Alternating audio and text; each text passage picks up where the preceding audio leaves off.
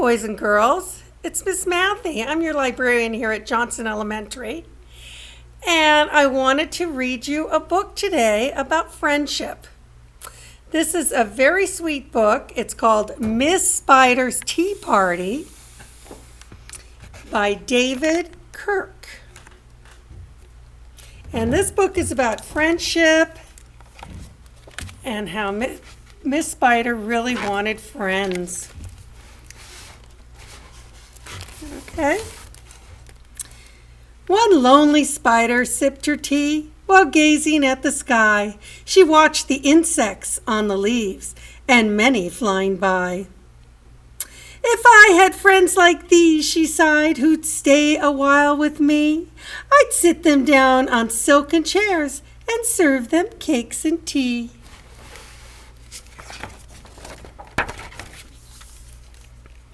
Two timid beetles, Ike and May, crept from the woodwork that same day.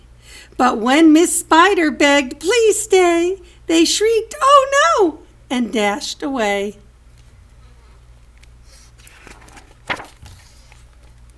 Three fireflies flew inside that night, their spirits high, their tails alight.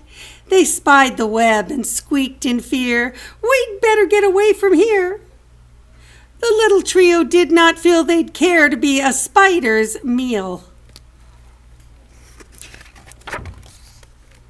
Four bumblebees buzzed by outside. "Please come to tea," Miss Spider cried. The four ignored her swaying there. She waved a tea towel in the air. She took a cup and tapped the glass. Then one bee spoke to her at last. "We would be fools to take our tea with anyone so spidery."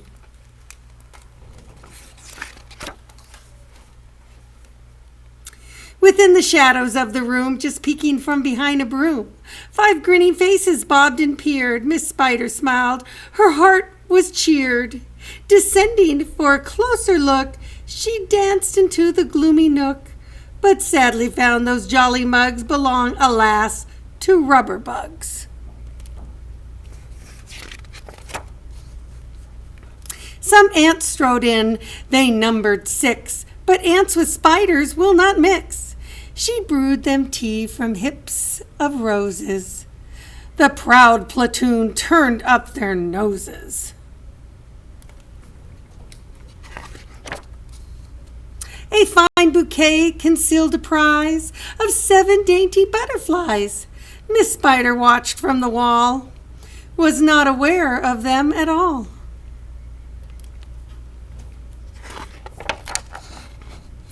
The tea table was set for 8, with saucers, cups, and silver plates. The cakes were fresh, the service gleamed, yet no one would arrive, it seemed. Her company in no demand left her a cup for every hand. 9 spotted moths kept safe and warm in shelter from a thunderstorm. They stood beneath an open sash and watched the jagged lightning flash. Miss Spider dropped down on a thread, a silver tray above her head. She hoped to please them, but instead they flew away in mortal dread.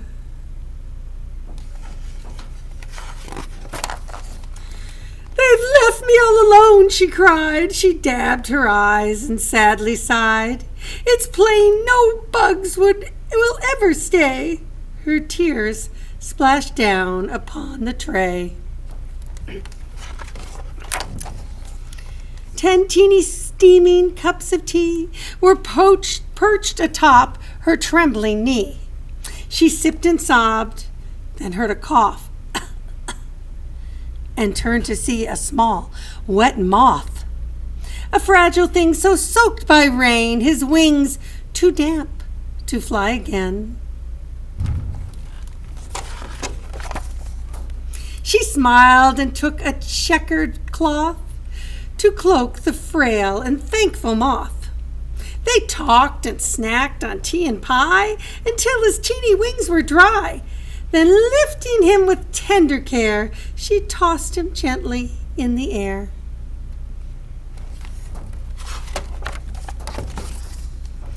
The moth told Ike. Then Ike told May, who went from bug to say, "There's no reason for alarm. She's never meant us any harm." So later on that afternoon, assembled in the dining room, 11 insects came to tea to share Miss Spider's courtesy. 12 tender violets in a vase presented at Miss Spider's place, set by her chair so neatly spun. She munched the blossoms one by one. Her friends were glad to watch her feast upon the floral centerpiece. It was a great relief to see she ate just flowers and drank just tea. Miss Spider's reputation grew. Before long our hostess knew each bug who crawled or hopped or flew, and all their lovely children too. Isn't that a cute little story? Now this is friendship and open-mindedness. The bugs were not open-minded. They thought, "Oh, spider, they're going to eat me." Well, Miss Spider didn't want to eat them. She wanted to be their friend. And she ended up knowing everyone in town, didn't she? And her reputation grew that she was a very sweet spider and would not eat you. Anyway, I hope you liked the book.